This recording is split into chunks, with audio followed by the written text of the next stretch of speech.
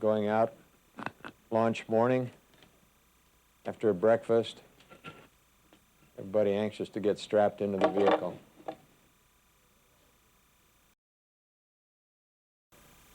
Roughly 7 million pounds of thrust. It was an exciting ride for us. There was a lot of racket, shake, rattle, and roll here. Very rapid turn, or roll maneuver, that is, to head downrange. Things ticked along quite well throughout as we watch Vance, Bruce, the mid-deck. To start on our respective tasks, my first task was getting the port side MMU ready to fly and checking it out and starting into a check flight, followed by some translations up and down the payload bay and some longer range translations. The light on the back of the MMU is a locator light in case we got to flying around in the darkness, so Vance could keep an eye on where we were. Basically, we were very pleased with the way the MMU handled. It was very much like the simulations at the Martin Company in Denver, except that we did find that when translating with the attitude hull system activated, since we had built it to conserve propellant by turning some of the thrusters off if you started to pick up a rotational rate, this hadn't been modeled in detail in the simulator. You got an averaged response, and of course here you could feel every little thruster coming on and off. But other than that, the flying characteristics were virtually identical to the simulator, and of course here we had complete freedom to turn somersaults and maneuver about all three rotational axes, and actually the orbital mechanics were much more realistic, and of course the quality of the visuals, that is the scene, was a lot higher here than in any simulator. Here I am, I guess, backing out to 150 feet, coming back in, and then out to 300 and coming back in. This is approximately the same sort of translation that the folks on the next mission, the Solar Maximum repair mission, will be faced with in moving from the orbiter over to the Solar Maximum spacecraft.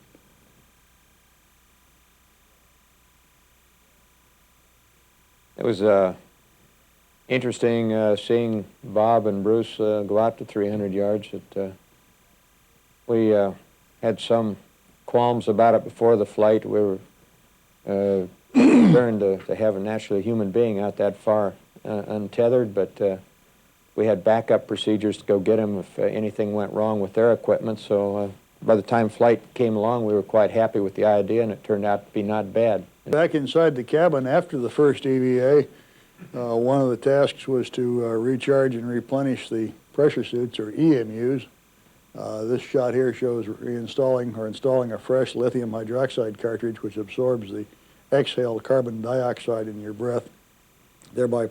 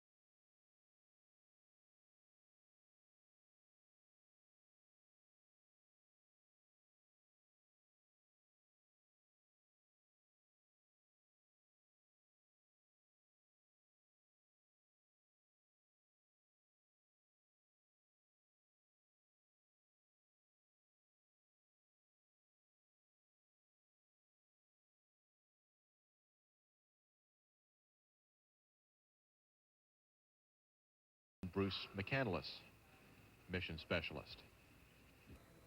The mission emblem on the cake on the breakfast table, which is discovery with the Hubble Space Telescope on a field of planets, stars. This is shuttle launch control at T-minus. Here is Navy Captain Bruce McCandless.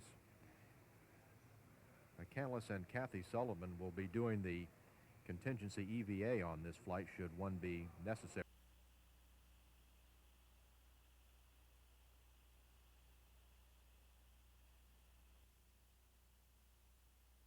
The crew now headed for the elevator that will take them down to the first floor, where they'll board the Astrovan for the 20-minute ride out to Pad B. The commander and the pilot, Commander Shriver and pilot Charlie Bolden,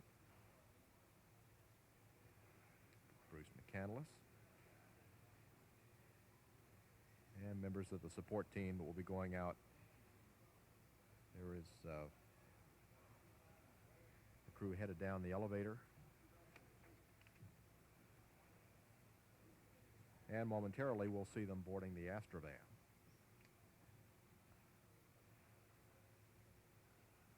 And numerous KSC employees usually wait by the walkway to greet them as they head out.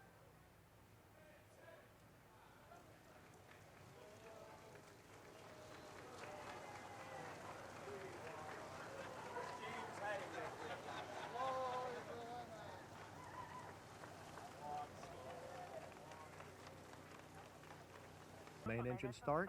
We are go for main engine start. T-minus 6, 5, 4, 3, 2, 1, and liftoff of the Space Shuttle Discovery with the Hubble Space Telescope, our window on the universe. Mission Control, Houston. Roll program. Roger, roll, Discovery. The roll maneuver puts the vehicle in the proper launch plane.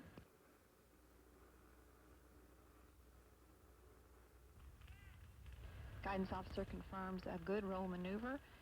Engines now throttling back.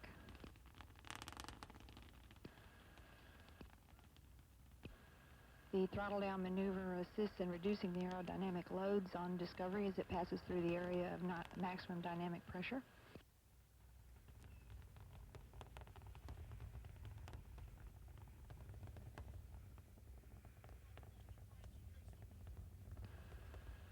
Velocity now 1,200 feet per second. Discovery downrange 3 nautical miles.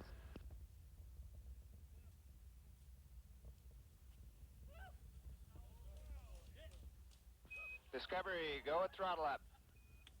All 3 engines now throttled back up. Go at throttle up. Engines at 104%. The go at throttle up call signifies that all systems are performing well. All 3 auxiliary power units look good. Discovery's velocity now 2,300 feet per second and is downrange 8 nautical miles. Photographic equipment on the flight deck to document the deploy activities. Discovery, Houston. Go ahead, Story. You got a go to release the propellers and a go to transfer Hubble to internal power on time. 3 panels out. Thanks, Lauren.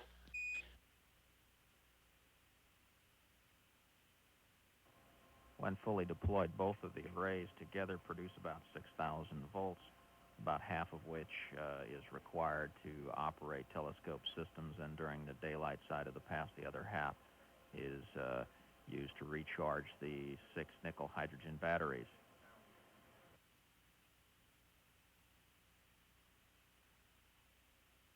Shift Supervisor Pete Patero just checking with his control team, receiving a report that from the ground, as confirmed by the crew from orbit, the deploy activity so far is going very smoothly. We see no indications of any problems at this time.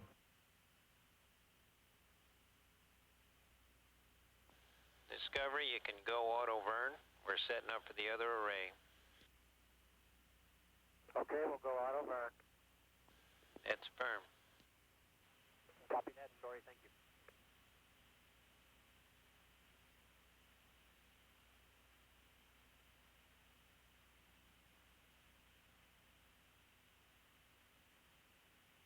And status for you, Houston.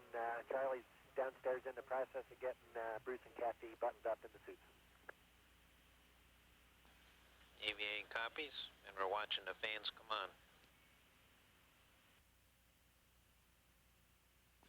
Discovery, we'd like free drift for minus SDM deploy.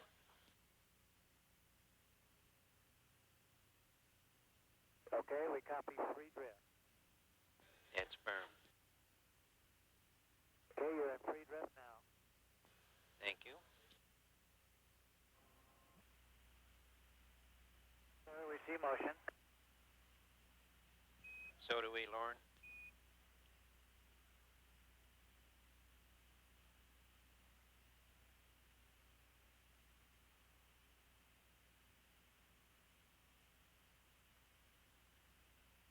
As the blankets begin deploying, the orbital verification team is watching very closely the tension being placed on those wings so far.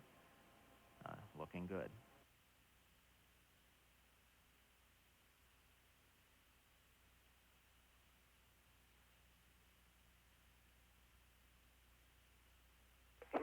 Discovery, go for Hubble release.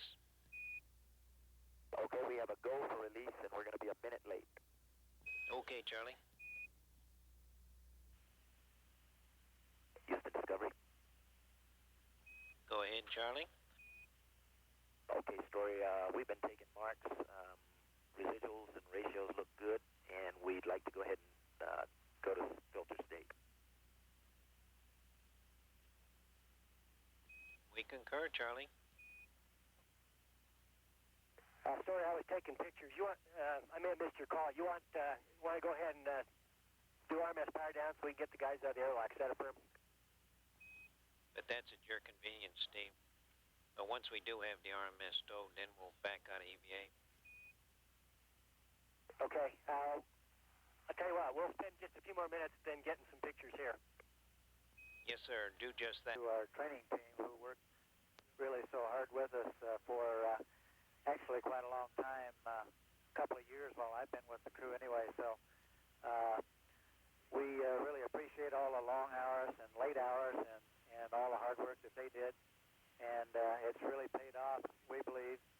And we'd like to thank them for the little cards they gave us to read while we're here on orbit. They're very appropriate. And we'd just like to let them know that all's going well. We're feeling great, and to give Becky our official signal. Okay, I'm sure they're watching. If they don't happen to be right now, I will call them.